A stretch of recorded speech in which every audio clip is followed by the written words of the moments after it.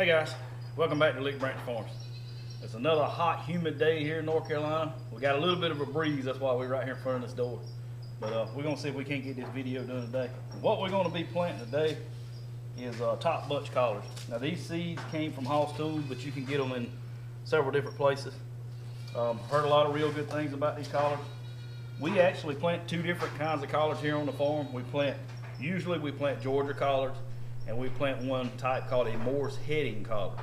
Now we get those starts here, well, not locally, but the next county over, and they're probably 6-8 inches tall by the time we put them in the ground. Always have good luck with those collards. I mean, you can go over there and pick them up and have them in the ground before dark. Real good success rate with those, and people seem to love them. They call them like a cabbage collard. So what we got 200 packs of these collards here, and I've got two of the Prop Tech 162 trays. You can get these from Hoss Tools also. You can get them from Gardner's Warehouse. A bunch of different places carry them. But normally I would be using Sun Grow to start these seeds, but I was out, and my guy over at the feed store, he's got me 2 bags coming, but they won't be here probably till first of next week. But what I'm using now is this Miracle Grow seed starting pot mix. I got that at a big box store. I went ahead and got about 6 bags of it because I knew I had a lot of stuff I was going to get started here in the next day or two. But what we're going to focus on today is getting these collards put in the trays. And you've seen me start seeds plenty of times. Basically what we do is we fill the trays with soil, we wet it down, and we tamp it, which means we just sit there and we bounce it off the ground to pack it into those cells. Now, this seed starting mix is real fluffy. I mean, it's almost like cotton. So if there's any air voids in there, those roots will not, they will not get through that air. They'll actually, what they call airproof, it'll cut them off. So we want to get, good quality starts. So we tamp these things down to get all the air out of them. Then we wet them down again. And then we finish filling up the seed or the cells, and we tamp them down again. So what you see is packed in pretty good. So what we're going to do now is go through each one of these cells, and we're going to dimple it in the center, try to keep it in the center anyway, and just to get a place for the seed to rest. Now it doesn't have to be incredibly deep. If you go in a good 1/8 of an inch, 1/4 of an inch, that's a gracious plenty, because what we're going to do when we get done is go over the top of them with some more soil and then wet it down for good, and that should bed that seed right there in the center. All right guys, so we got all the cells dimpled, and these seeds are going to be tiny now, so if you're like me and you wear glasses, now is the time to put them on, because this is going to be kind of meticulous. Yeah. Believe it or not, that is 200 seeds. So what we're going to do is go through one each cell, and if you double seed it, that's fine. You just whenever they do come up, you want to thin them out. Once you can tell which one's going to be the more healthy plant. Do the best dimpling job in the world, but it's okay. And this is going to take a little bit of time, fellas, so bear with me.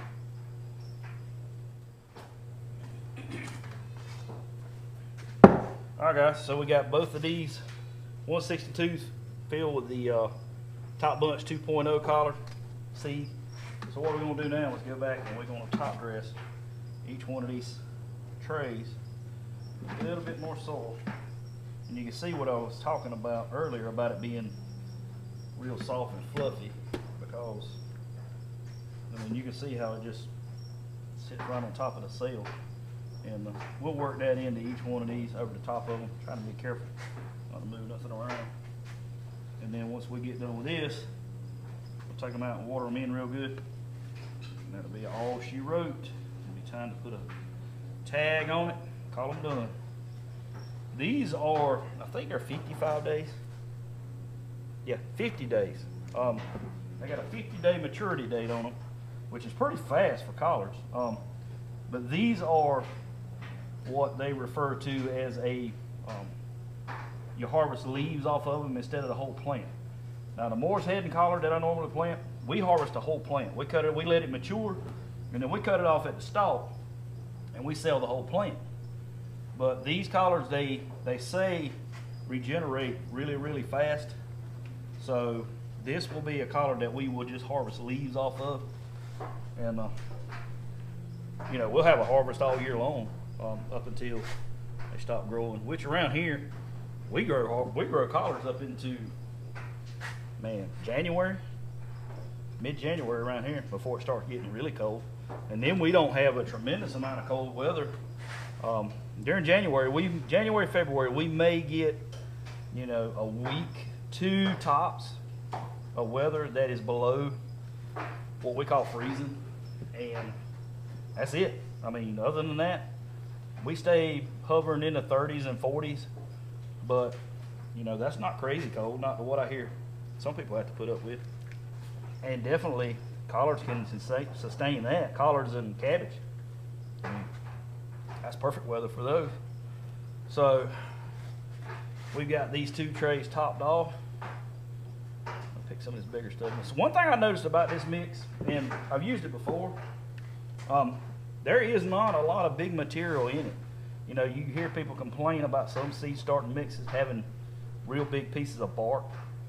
And sometimes some grow, you can get a bag that's got a lot of bark in it, but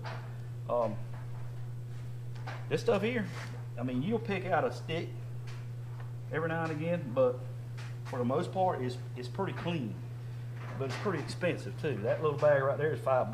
So, you know, it took me 2.5 bags to fill these 2 trays. So, $12.50 right there. We're just in dirt, just in soil alone. Another $4 times 2. So, you know, I got roughly $20, $21 tied up in these 2 trays just with seed and seed starting mix. Not counting the $25 I paid a piece for these trays. So, you know, it gets pretty expensive, but, you know, some of this stuff you only buy one time. These trays, they'll last me a lifetime. This stuff here, I mean, when you can find it, I stock up on it. I mean, I get as much as I can. Like I said, I think I got 4 more bags over there, and I plan on getting some lettuce started, some more cabbage, things of that nature. So I'm gonna take these out here and wet them in real good, and then we'll get some name tags put on them, and we'll set them out and get them ready to germinate. All right, guys, so I got these markers made up, and I put a couple of different things on my markers. I put what is in the tray, top bunch collard. I put the date that I planted it, which is 8/26. And then I put the maturity date, which is 50 days. So I'm gonna put one of these in each one of these trays. And I cut these off because I keep these trays up close to the lights to get them to germinate. And then once they get, you know, past their 2, 3, 4 leaves, usually 4 leaves is when I start fertilizing things. So once I start fertilizing, I'll start moving them outside and let them get a little bit of sunlight to them. So we still got probably a couple of weeks till we get to that point, and then hopefully, you know, it won't be long, we'll be putting these dudes out in the garden. But, you know, our predicted first frost date here in North Carolina, central North Carolina, is October 24th. This is a 50-day variety, so we got plenty of time to get these dudes mature and then let a little bit of frost hit them before, you know, we get ready to sell them. That's how, you know, we try to market our stuff. You know, people around here know collards taste better once they get frost on them. So these are set up to be mature right at our first frost. So hopefully everything will, you know, germinate and we can get 2 tray fulls.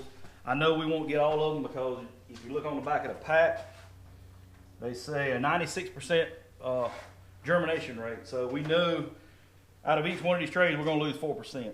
And if we get 150 out of each tray, that'll be great. That'll give us 300 starts to get in the garden. That's probably 4 rows, and that'll be a gracious plenty. So we're looking forward to that. So guys, I got some more seeds I'm gonna get ready to start. I got some more cabbage and some more broccoli that I'm getting ready to start today. But I'm gonna get out of here for right now because it is sweltering hot. You can see right now I'm soaked just from the heat in this barn. But yeah, if you guys haven't already, reach over and click that subscribe button and click the bell notification so you get notified every time we put out a video. As always, guys, I appreciate you stopping by. Thank you for watching, and we'll see you on the next one.